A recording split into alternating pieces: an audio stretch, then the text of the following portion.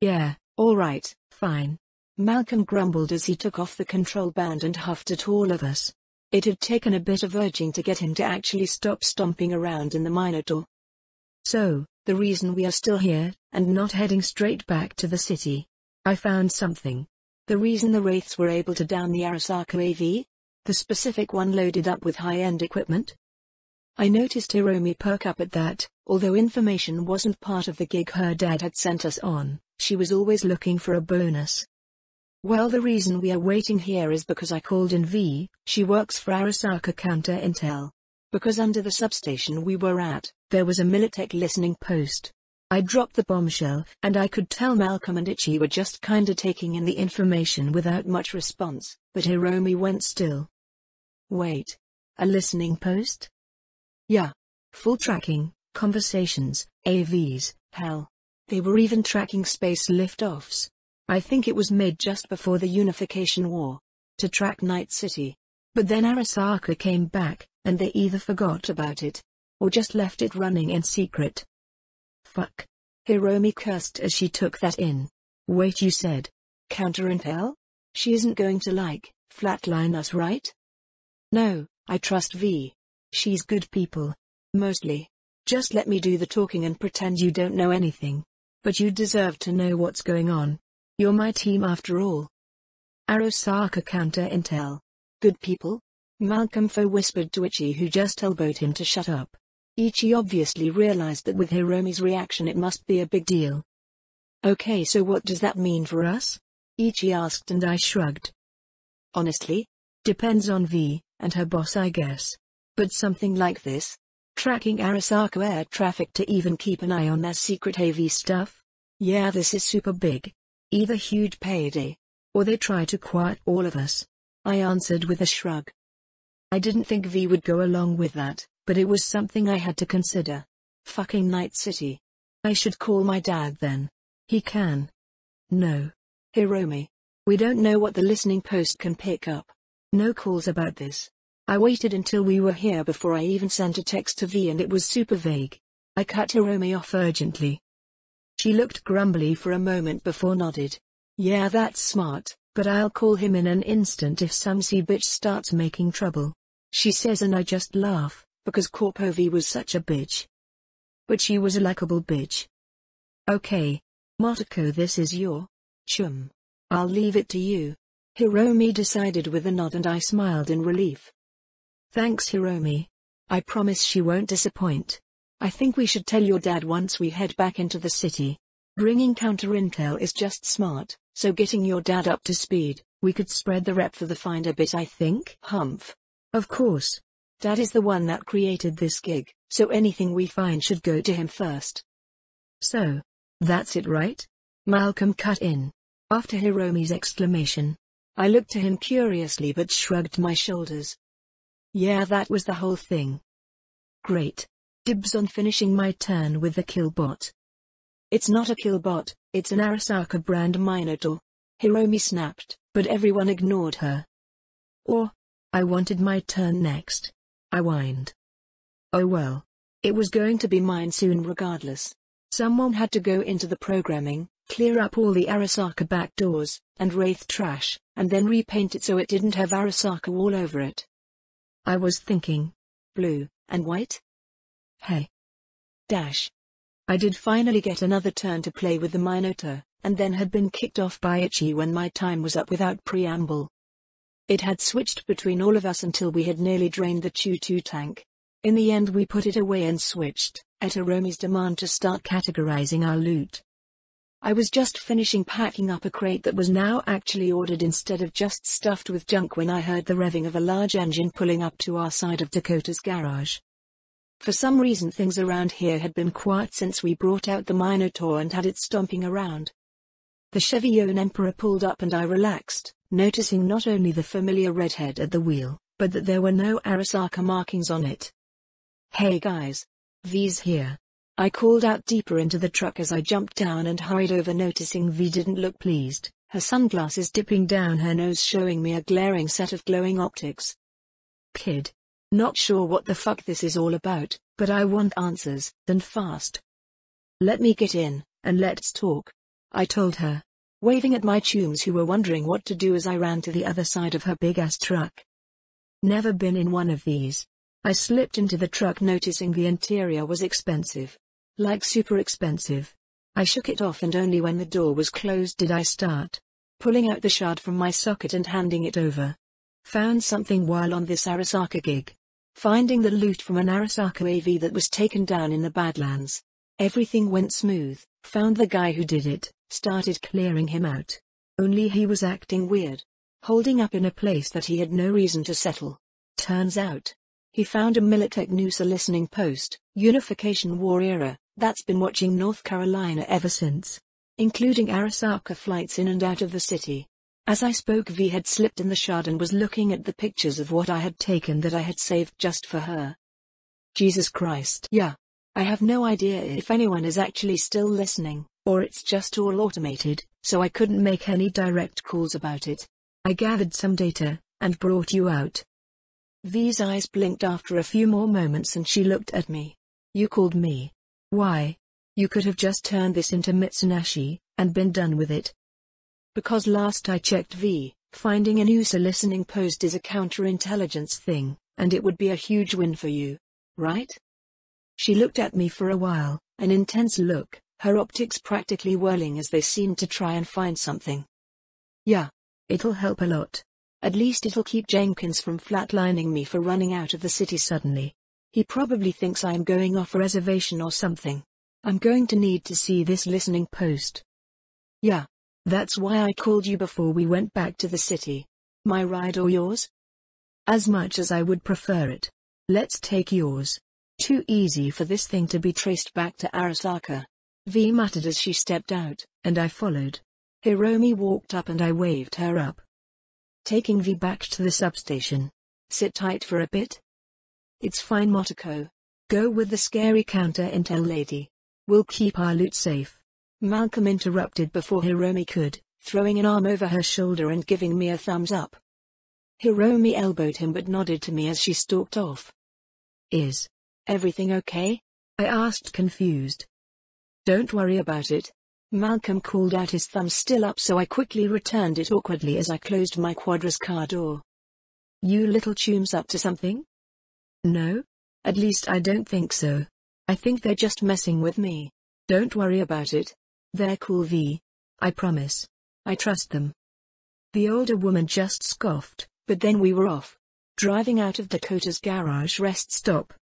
The drive was quiet, small talk wasn't something V wanted to do, like at all.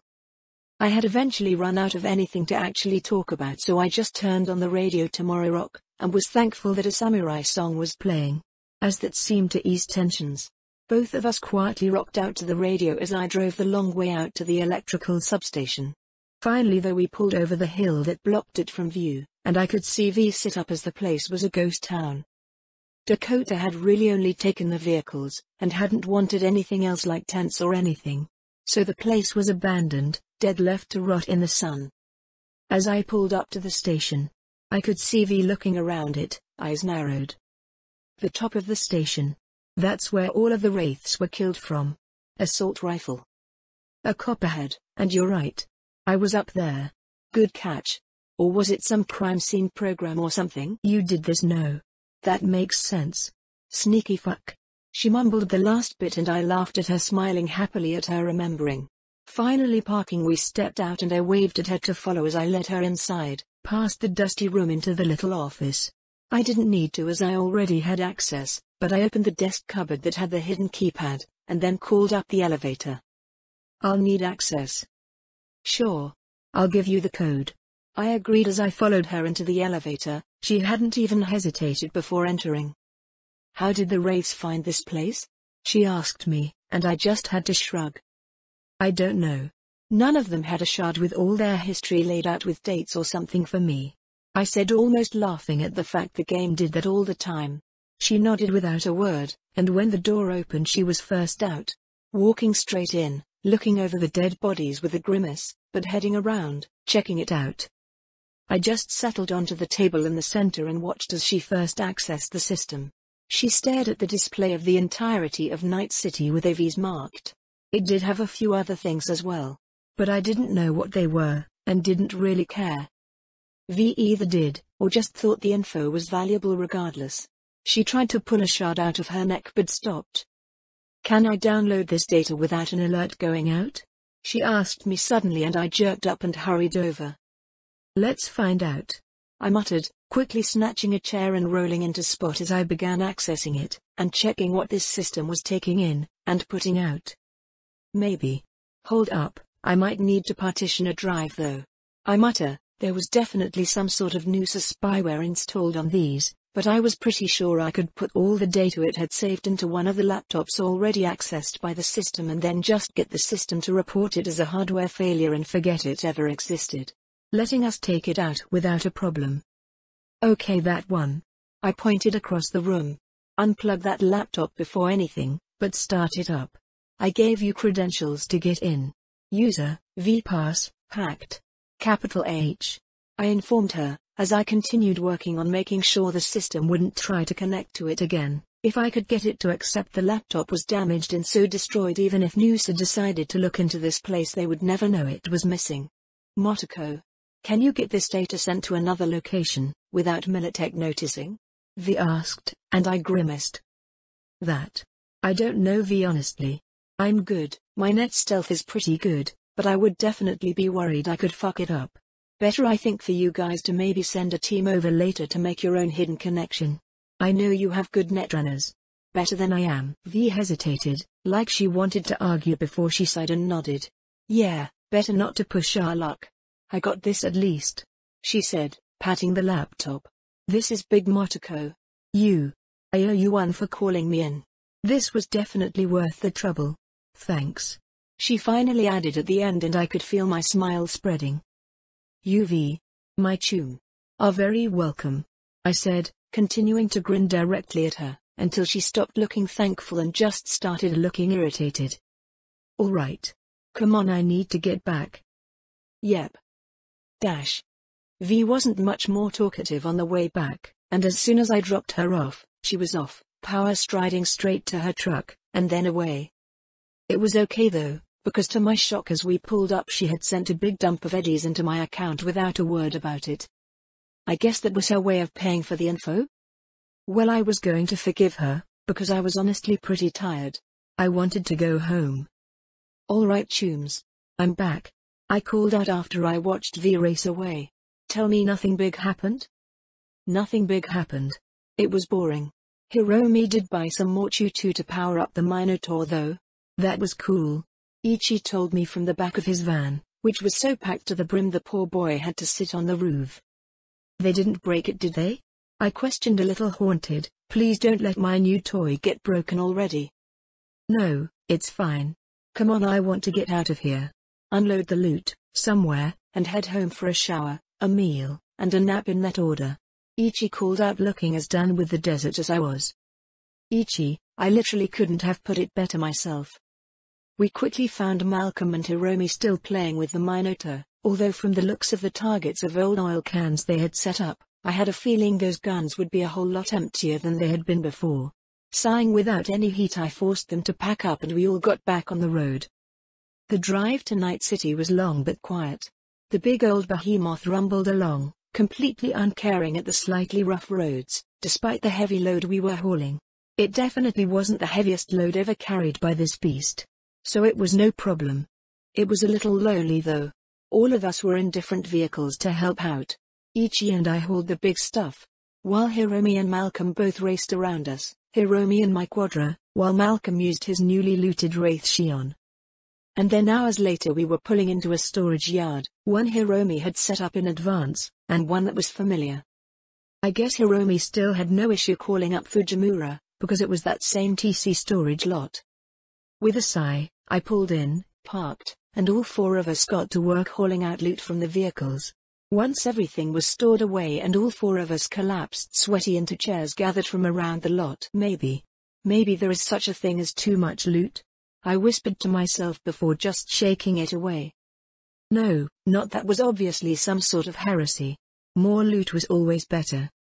I just want, like, the biggest cheeseburger. Malcolm aired with a sigh. I wouldn't mind a burger. I agreed and looked to Hiromi and Ichi, who either shrugged or nodded. Preem. We just have one last thing to do, I'm afraid. I mentioned, earning a new round of moans as I pointed. What are we doing with this thing, Hiromi? Uck. She moaned at me. As the leader of Section 9, hey. She flinched at my kick, but she was smiling at me teasingly regardless. As the manager of personnel, of Section 9. Vehicles obviously fall under our vehicle and driver specialist. So Ichi, what do we do with this thing? Nope, that's not my gig. I'm the light vehicle and transport specialist. Heavy vehicles are out of my wheelhouse. Malcolm. This IO. Don't even. Malcolm grumbled, having punched Ichi in the shoulder. I have no idea what to do with a truck that big. That thing is huge. Sell it? Maybe we should keep it. If we do more Badlands gigs like this. I mean, we needed the transport lift. I offered, but Hiromi just groaned at me. We don't have any place to put it. Look at that thing. Park it out in the Badlands somewhere? That'll just get it klept, Malcolm. Ichi answered instantly. Maybe. Maybe we just buy a space for it? I mean, there are industrial spaces. Hiromi, couldn't we rent it to a transport company? The girl's eyes squinted. Yes? She answered eventually, very unconvincingly. Just find a place for it for a few days. If it gets klept, then it's just one less problem for us. Oh. I can fix that actually. I muttered, reaching into the back of my belt. Before the gig had started, I had bought 2 new pouches, one for my Tachikama, and one for my trackers. I popped a tracker out and flashed it to my tunes before walking up to the behemoth and finding a good hidden spot, basically climbing on top of the truck and finding a place it would secure in nicely, before returning. What was that? I made a tracker. And a little camera. I call these Tachikama. I proclaimed, revealing my cute little spy cameras. See, they got cute little grabby hands. And the color scheme is so cute. I gushed as I offered it to my chooms, definitely not stuffing it into their faces with a bit too much force. That's Preem? Motoko. Ichi replied, first looking to Hiromi and Malcolm for backup, but Hiromi was just smiling, and so Malcolm was the next to comment. So, spy cameras, huh? That's useful. Can I get one? I made enough for everyone. I got a set of tracker and Tachikama for everyone. I was on a bit of a binge with stuff just before the gig. Oh. I have them in my trunk. I ran to the Quadra and found the box of stuff I had brought along. I had meant to give it to everyone, but the long drive had it slip my mind. After passing out the new equipment, I sat back down and smiled as my chooms looked over the new gadgets. Alright, I see how these would be useful. Why not just buy some though? Hiromi asked, and I just rolled my eyes. Of course Hiromi would want to just buy some off-the-shelf stuff. 'Cause, since I bought, crafted, and programmed them, I know they are safe. I'll make some improvements eventually. I want to make a demon to run the Tachikoma so they can actively look around and maybe even crawl along walls. Yeah. That would be pretty useful. I remembered Star Wars had little spy droids that were incredibly effective every time they appeared, but almost never did because they were too good. I wanted that sort of thing. But then again, eventually I would have Tachikoma. Okay, so we have a tracker on the truck. We leave it somewhere mostly secure for now and call it good? I'm literally just going to park it out on the street. Fuck driving that thing around any more than I have to. Ichi, you need to learn how to drive a behemoth. This is a command. I pointed at him, and he did a snort laugh, but he nodded. Alright. I'll get some practice or something. Honestly. Motoko, since you know how, you can teach me. I hate teaching though. I whined, but I did eventually deflate and nod. Alright. I'll give you a rundown. Let's go. Wait now? Ichi. We gotta move it, and Fujimura will kill us for leaving that thing in his lot. Now or never. Come on. Faster we finish, the faster we can go for burgers. Dash. Ichi only stalled out, twice, and rammed into a fence 3 times. Not bad. It wasn't Fujimura's fence, so no one really cared. Burgers were a delight and we all left a massive mess in the booth of sand and dirt, but I dropped a big tip as well as paying, and the waitress seemed to forgive us. After that, we all finally split up. Hiromi with the loot for her dad, headed home. Malcolm, to go get his new car properly repainted, and Itchy just went home with a to-go order for his grandma. I even paid for it, 'cause that's just sweet. I went home, immediately walked into the shower and just sat there. I had taken off my belts and holsters, and my boots, but everything else was already so dirty that a little water wasn't going to hurt it. Slowly I stripped out of the muddy jeans, my uncomfortably sand-filled leotard, and everything else, leaving me to finally feel free of the desert for the first time in 2 days. Another reason I couldn't be a nomad. I didn't know how Panam did it. Motoko? June. I'm back. Taking a shower. All right. Take your time. June sounded happy through the stupid beads as he walked back to the living room, and I finally got around to washing myself clean. Soaps and shampoo lathered up to clean me all over. Once I was fully done, I grabbed my stuff and chucked it into the washer. My holsters would need some attention later, but for now I was pulling the brat card and just leaving them on the floor. A towel and a hurried trip across the apartment later to my room. I got some new clothes and finally felt like a human again. Stepping out of my room to see June still on the couch, as I dried my hair, was nice, and I plopped down next to him, and before he could say anything I burst into chatter, telling him everything about the gig, even about the listening post. The whole time he was a good listener. Not talking, but made interested noises as I explained the fights and the interesting bits, until the very end. That sounds like a crazy couple days motto. He finally decided on, then he reached out and patted me on the head, and I wasn't going to refuse any attention right now. I slumped over and settled my head on his thigh, using the towel as a pillow, and demanded more attention. I would sit through one of June's stupid TV shows right now. For him, of course. He sometimes needed some physical affection. After giving June some affection, making sure he was okay and happy, and comfy, and back to feeling like he was home and everything was okay, I finished cleaning up. Grabbing my gear, I ran it all through a thorough cleaning. Holsters, belts, guns, and equipment. Just everything needed a cleaning. So much dust. Bleh. I hate the Badlands. After that everything was settled, I took a nice sleep, something I hadn't really enjoyed during the gig, and woke up feeling refreshed and ready to get to work. First thing first. My stat page. Level 17. Body 816 due to cyberization, maximum value has increased by 8. Athletics 7. Street Brawler 8. Annihilation 5. Reflex 8. Blade 7. Handgun 7. Assault 7. Driving 7. Intelligence 10. 14. Due to cyberization, maximum value has increased by 4. Breach Protocol 9. Quick Hacks 8. Programming 10.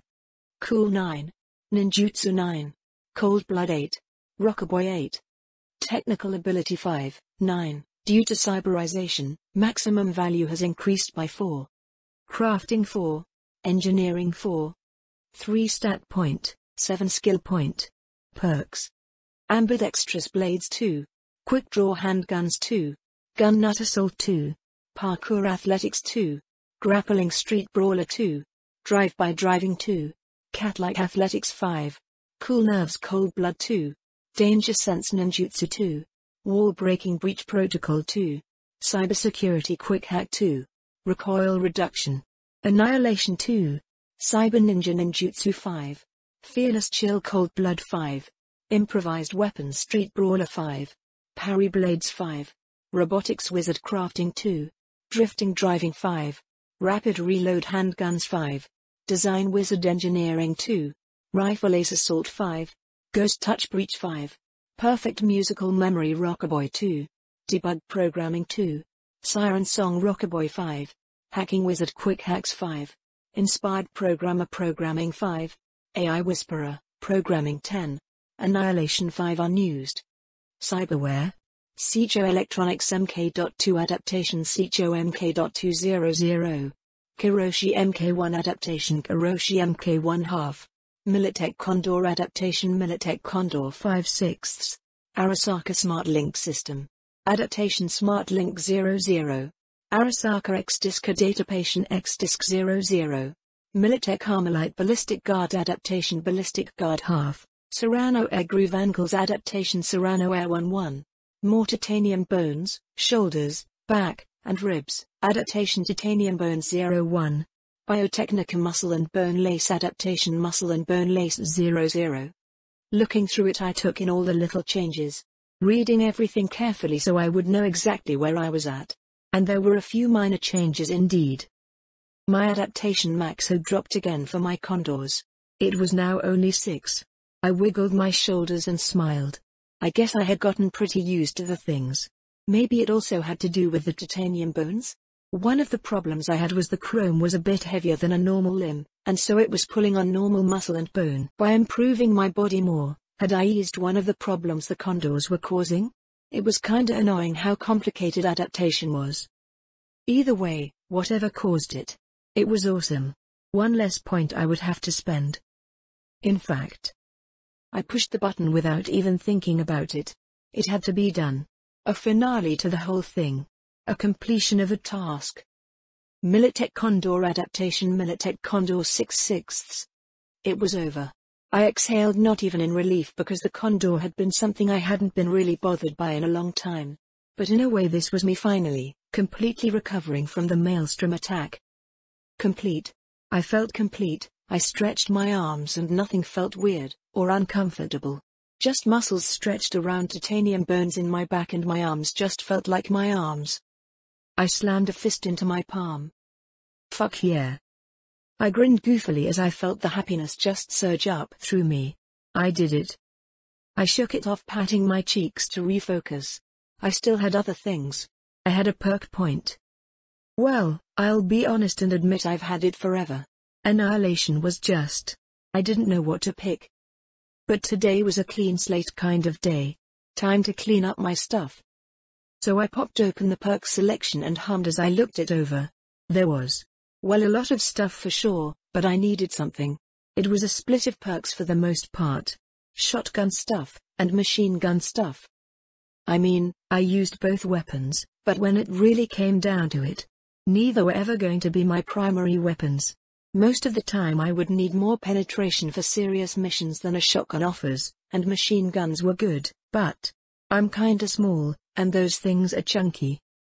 My first Annihilation perk had been Recoil Reduction, probably one of the best perks I picked, considering how versatile it was, but now I needed something. I read through the list and there wasn't just a perfect option I could find. No perk that would just affect everything, or would blow things away. In the end I just shrugged. I grabbed a shotgun perk. I'd grab a machine gun one next time. Slam fire. You know how to hold, cock and fire a pump shotgun. It seemed simple, but firing a shotgun faster was a neat trick. I selected it and shivered in delight as the knowledge flowed through.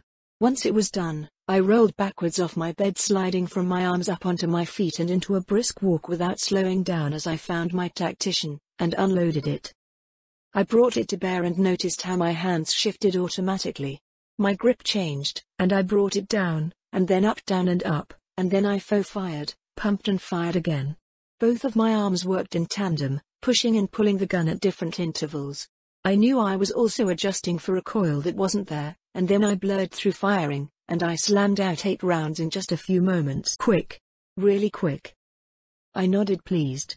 I wouldn't be as quick with the carnage because that thing was brute, and cocking it was like bashing 2 pieces of metal together until something gave, but it would probably still be a lot faster than it had before. I reloaded the tactician and put it back by my bedroom door before heading back to my bed. Okay, I was satisfied with that. Now on to the really interesting bit. Intelligence 10, 14, due to cyberization, maximum value has increased by 4. I took a breath and clicked on intelligence, putting in a stat point and then... well, nothing. I didn't feel different. Well, I shrugged it off. I was used to intelligence being kind of a zany stat. No, instead I moved on to see what was beyond 10. I only had one intelligence skill at 10 already. Programming, which was definitely a powerful tool. So it was perfect to test out.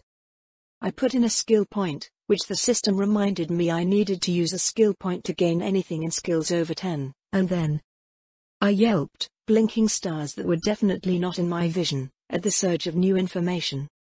It was, oh. Ooh. I get it now. I understood. The difference between under 10 in a skill, and over. Why I needed cyberization. It all made sense. The information I gained was a lot of repeated information in a way. Things I already knew, but now I knew how to do them solely with my cyberware. To integrate being a cyborg into the task so there was no need for something more. No need for a laptop, for typing. Just me, and the code. Me and my ghost accessing the digital space. While I had always been a cyborg, I hadn't been using the connection of machine and man to its full extent. I now realized. This was more than just a repeat of old information. If before I was learning how to code as a human, now I was learning how to code as a cyborg. I had only touched on the barest of programming without a laptop before in emergencies, when I needed to rewrite some code on the fly, and it hadn't been easy. But now? I had all the beginner tools to do it without getting distracted or losing sight of what I was trying for. I exhaled and shook my head back and forth for a few moments. Then I once again slapped my cheeks a few times. That was a lot. Okay. Note to self. Don't double skill upgrade with post 10. I felt like my brain was overheating. But I felt normal, just sort of swamped. I was really glad I was on my bed, so I just flopped back and waited for a bit to get used to it. Programming 11. It wasn't a direct increase in power exactly. I couldn't just make hacks at a new tier or something, but it felt like I could code faster. Maybe even cut off half the time in any project with just that one point. The ability to split my focus through my cyberdeck. To code without touching a keyboard, but I could still synergize that. Code with both. Potentially. It was a lot. I could tell I was pushing beyond human, beyond what just my flesh brain could handle without support. And honestly, it felt amazing. A few hours later I headed over to the storage lot. Thankfully nothing looked stolen, even without me performing Overwatch for the night again. I wasn't saying I trusted Fujimura to be enough of protection on its own, but this time I didn't have a gang of gonk kids that would happily klep everything from me knowing we just had a payday. Plus if anyone did steal something I would just track them down and teach them it was a bad idea. I had opened up the unit and was pulling out the tactical gear for the team. I had left it here yesterday because after unloading everything from the big truck, I was a bit too tired to want to haul it around again to home. Now I felt much better and was gathering up the Arasaka tactical armor and piling it into the quadra, along with a bunch of the extra guns and equipment we had found. I wanted to clean up a bit of everything for my tunes to use. The Arasaka equipment was certainly better quality than some of the stuff we used up until now. I might not be a fan of the Masamune for example, but it was a very accurate and dangerous rifle, although I was thinking something specific for my tunes. Piling on another stack of equipment into the quadra's passenger seat I once more spotted the TC grunts watching me out of the corner of my eye. They were keeping an eye on me, but hadn't tried to talk to me, or bother me. So I was mostly ignoring them, but the attention still made me aware, made me consider ways to defend myself. Thankfully it wasn't needed. I was done with what I needed today. Hiromi would be handling the rest over the next while. I took one last look at the Minotaur, the desire to play with it almost irresistible, but I had work to do before I could take it out and play with it. I closed up the garage, and climbed back into the quadra and drove home. Time for some real tech work. I had so many supplies, literally piles of guns. I was going to rip anything we didn't sell apart, and start working on the grind. A few trips between apartment and car later, I was all set up. First I pulled out the helmet of the armor. I did a scan, and started basically tearing it apart. Frankly I was planning on redesigning most of it, but I first wanted to look it over for something I suspected to find. Trackers. Listening devices. Anything for Arasaka to just keep one more finger on the pulse of their troopers. It couldn't be anywhere not easy to find. I really tore this one apart. Every piece of tech was taken apart, examined, and explored. I was even getting crafting and tech alerts for it. The helmets were pretty simple. Actual armored hard case. Internal electronics, and external electronics. That was it. The internal electronics were simple enough. A sound baffling to keep their ears from being blown out by gunfire, or flashbangs, and an internal booster, and squad radio. I really wanted both pieces, and so carefully examined the whole thing, even going through the chips that ran everything to check what everything did. It was all normal. Maybe it wasn't in the helmets? Well, I had fully taken apart the helmet with all its electronics, scans of the whole thing which I was already storing in my laptop in case I ever needed to repair or replace the parts. But what do I do with the helmet? Couldn't just leave them as is. Getting thought of as being Arasaka forces would not be a good idea. I had to alter the form of the helmet. Plus, I had to decide on paint as well. Did we pick a solid color, a camo? Oh. Wait.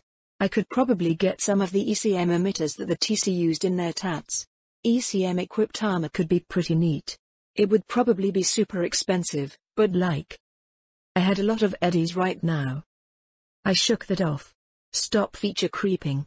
I haven't even gotten the helmet figured out yet.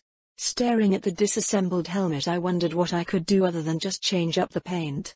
How could I give Section 9 a look? I did consider going Sentai Rangers, but no. That was just silly. Well, I did have my directional mic, something these helmets didn't have integrated. I pulled up the CAD program, and tossed the helmet's dimension into it, thank you Kiroshi Scan Tech. Then I went to work, adding and adjusting. It wouldn't be expensive, at least not for the directional mic. I already had the design done and it was cheap to begin with. The housing for it would be cheap as well, a bit of extra armor. I could even potentially use some of the spare armor from the extra sets to make it, but I would probably just go by something feasible. It didn't need to be perfectly bulletproof since it was just a directional mic. The program came together and I nodded at the look, the triangle horns sticking out of the top. Yeah, that could work. Of course the problem would be hooking it up to the squad radio already integrated into the helmet. Luckily I was a programmer. I pulled it apart, and started hooking it up to check the programming when June knocked. Motoko? I'm here. What's up, June? I called out, barely tearing my eyes away from the code I was dissecting, before realizing I didn't need to do that. I slipped my personal link into the laptop and was suddenly accessing the code on a visual spectrum in my agent, and then I could just start modifying. Programming 11. Strong. Hey, want to get lunch? I blinked as I whirled to June, who was in more casual clothing than his usual TC gang outfit. Yeah. I agreed instantly, putting my coding to the side, but not shutting it down as I hurried after.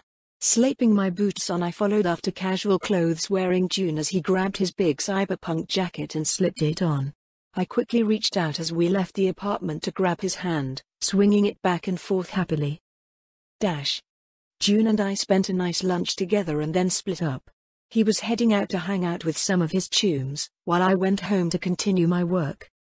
I had done a little more programming work on the walk to the ramen place we ended up using, which meant by the time I walked back into the apartment and settled at my workbench, I was ready. The inbuilt helmet radio was actually wired to the antennae in the back to increase its ability to punch through any ECM interference. But it meant I could splice a new wire in with the new coding, and now instead of having multiple private channels on different frequencies, it had one that I made sure wasn't the normal Arasaka frequencies anyways, and the radio could now toggle to connect to the directional mic. It was a neat bit of coding and I was super proud of how it came out. All the work on the helmet was already paying dividends as I was getting crafting, engineering and tech alerts as I solved each of the problems. I rolled around the workbench grabbing supplies to start work on the actual directional mic housing. I would need them for each of us, but I figured a prototype first to show off what I was working with would be the best. As I let my 3D printer form the metal I had into the right shape, I sent a text to my chums in our group chat. Motoko, fixing up the armor now, doing some prototype work still, but I need suggestions for color, or camo. Anyone have a preference? Also might want to integrate an ECM unit into the chest rig, like the ECM tats that TC use. Sound cool? Malcolm, ooh. I want mine in yellow. Motoko, I'm not designing your armor in the same color as a Caliburn. Malcolm. This is our combat equipment. Be serious. Itchy, yeah Malcolm, be serious. Camo would be good. City colors? Grays and concrete colored? Malcolm, I am serious. Fine, both of you pick on me. I don't know. Camo sounds so corporation. I'd rather we do something kitsch. Ichi, Motoko, can you give us any visuals of what different versions would look like before we decide? Motoko, oh yeah. I can do that. I don't have a complete set yet, but once I do, I'll give us a 3D rendering, and we can mess around with the colors. That sound good? Malcolm, sounds perfect to me. Hiromi, can't talk in class. Sounds pre-Motoko. Thanks. Motoko, that's fine. Hiromi, no rush. Talk to me when you are done. I might need help sourcing the ECM stuff. Have fun in class, badass corpo bitch. Malcolm, yeah. Bad corpo bitch. Hiromi, kick all those arrogant shits ass. Ichi, I don't think you should beat up the other corpos you go to class with, but I'm not saying don't do it. I giggled at the messages we all sent at Hiromi, which she undoubtedly couldn't read right now. I shook it off and went back to work. I could finish most of the stuff and do color schemes and other things later. Back to work,